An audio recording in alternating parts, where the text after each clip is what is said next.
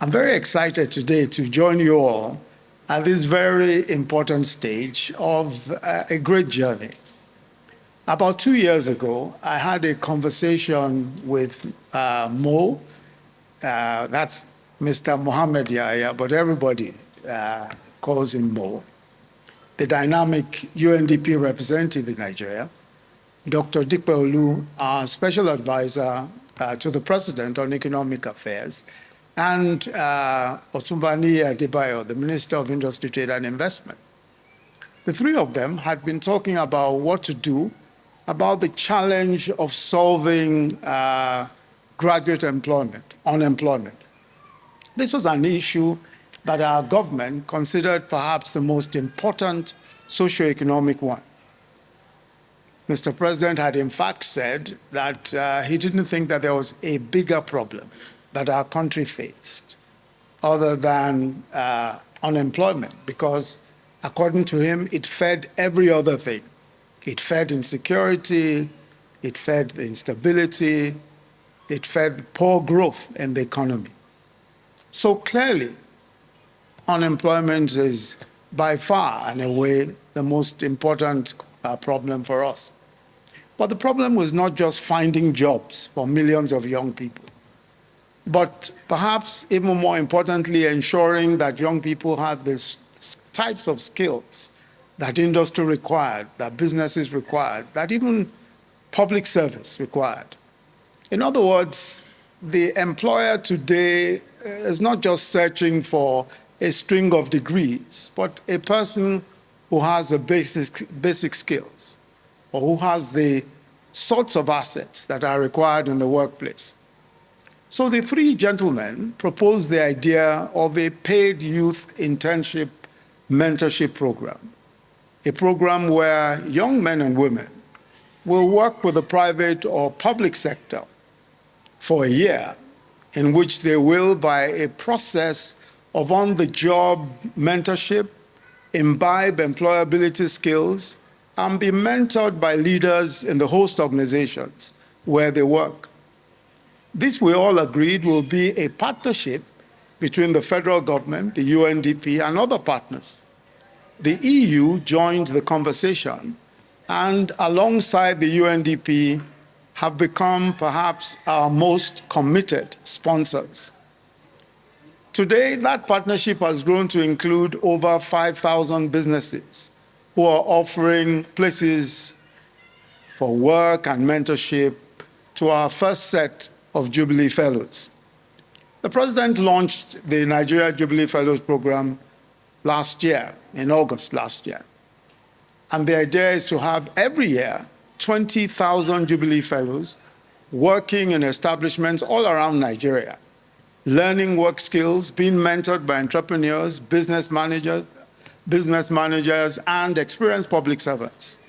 And they will be paid every month for the entire period of their service. So the birth of the Jubilee Fellowship is an important statement on the new and dynamic ways to solve economic problems today. In other words, this must be a collaboration between government, between the private sector, and civil society, or development partners, or what is called today the third sector. It must be individuals in these sectors coming together to talk informally and then developing the big game-changing ideas. And this is how we have seen the Nigeria Jubilee Fellows Program come to be. But let me also say a word or two to the very powerful and energetic gathering of potential entrepreneurs, business leaders, public sector leaders, and the movers and shakers of business and industry today and in the future. And if you are one of these potential entrepreneurs, business leaders, public sector leaders, and movers and shakers of business and industry today, then perhaps I should hear you make some noise. We had only a few. Maybe there are only 20 here who will eventually become movers and shakers. But if there are more than 20, then let's hear more than 20. Yeah. Good. But But just before we let you be, I'd like to just offer some pieces of advice. And really, I suppose after a while, if you've been long enough around this world, you may have some things to say to people coming behind you. The first piece of advice I'd like to give you is this. So you're going into organized workplaces at a time when everyone is looking for quality people and jobs are relatively scarce. But the point then is that you must be prepared to make an impact on your employers. You must be prepared to make the sort of impact that will make you unforgettable. So you must be prepared to make the sort of impact that gets people to recommend you, perhaps not even necessarily in their own organization, but in some other organizations. In other words, how do you make yourself a valuable employee or a valuable colleague to your co-employees? The answer is to understand what is required in the modern workplace. You need not just a competent, knowledgeable person. I mean, this is a skill that's required. Obviously, you must be knowledgeable, you must be competent, but you must be a team player. What every employer wants is a good team, a team that works closely. And the rule today, as you've seen from even how this program was birthed, is collaboration, working together. You need to be the employee who is willing and ready to work with everyone, not the employee who is always trying to look better than everybody else, but one who sees the place of employment like a football team, where working closely together, your team scores goals and wins. That no one person can make up the team, but collaboration is so important. Being a team player is so important. A selfish, self-seeking player, no matter how smart you are, you will destroy the work of the team. But you can only be a good team player if you understand the game, you understand how the organization works, and you are competent. So even if you are a receptionist at an organization, you must read up and ask questions to understand how that organization works. What do they do here? What are they trying to achieve? How do they work? What are their strengths? What are their challenges? How do you help solve some of their problems? How do you best support those who are doing the work? I once asked a young man who was working at a large establishment the name of the managing director of the company that he worked for, but he didn't know. He didn't know the name of the managing director. There was another lady this time who served as a youth corper in a consulting firm, but couldn't tell me the substance of one single consulting job that the firm was engaged in. According to her, she was merely an administrative officer. Yes, that might be the case, but you must be curious enough, you must be interested enough in the business of your employers to go beyond what is happening on your desk. You cannot be competent if you don't know your organization, the business it does, and its goals. The last one point I'd like to make is that competence today is not just knowing what you are trained to do. It's also about being knowledgeable about a lot of other things. And it's about being prepared to learn, to study, to ask questions every day. The best worker is one who can multitask. So let me give you an example, for instance, and I want to embarrass my photographer today. She's a very good example. As you can see her, Tolani, the one with the hat. Now, Tolani is a photographer, right? She started off trying to be a doctor, but then abandoned it and then became a photographer. Now, not only is she a photographer, and a very, very good photographer at that, but she's also a storyteller. In other words, she can write well, and she can write good stories. But not just that. She can fix electronic equipment because she learned to do it. So if anything goes wrong here, she can fix it because she learned to do it.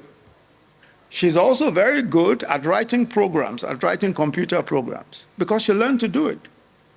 So even if I sack her today and say, Tolani, thank you very much, your services are no longer required as a photographer, she will simply pivot to the next job and she can find her way around and make a living for herself.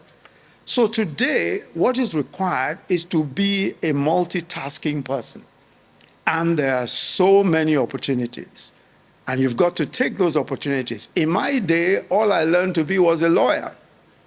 It was so difficult to get trained to do anything else. But today, almost every time you turn on your computer, you find so many opportunities, all sorts of online training. And I think you should just take all those opportunities. Let me end by saying that you are young and educated at the most advanced moment in human history. This moment that we're in is the most advanced in human history. In my day, the technological advancements were, of course, you can imagine, light years away. I never imagined that anything like a text message was possible. When I was your age, just wasn't possible. Nobody had ever dreamt of it. But today, just think of the possibilities. So you are the most advanced moment in human history. And many of you are proving this. This is the greatest and the most advantageous moment for any young person. And many of you, every day, are proving this. Don't listen to those who say, the good old days. Nah, they usually have a bad memory. Anyone who tells you about good old days, they have a bad memory. Because if you remember well, you remember that those days were not so good. They were not so great. But these days are the best days. And you need to take advantage of them. For example, look, just a few years ago, since 2015, in the midst of two recessions, and we've had two recessions from 2015 to now, 6 tech and innovation companies who are now described as unicorns have been established in this country, and they are worth over $1 billion each, and that's why they're described as unicorns. They were established by men and women, young people like yourselves, under the age of 30. Most of them went to school here in Nigeria and had never gone to school anywhere abroad. Most of the entrepreneurs, OPay, for example, Flutterwave, Andela, all of those companies, they are now worth over $1 billion. Many of them started in 2015 and up to now. So the opportunities are limitless. No matter what people say about the challenges, it is in those challenges that people make the greatest breakthroughs of all. It is the challenges that have the opportunities lying there somewhere, and you've got to pick up those opportunities. But you don't even have to be the entrepreneur to be a success. You can be the great software engineer. You can be the great administrator or the manager of men and materials. Every day presents that great opportunity. It's time for you to seize the moment and achieve your own best dreams. So let me again thank our partners, the UNDP, the EU, the private sector, the 5,000 businesses that have offered places for fellows, and especially Sterling Bank, who have now refreshed their support and are going to do even more. Thank you all very much. God bless you.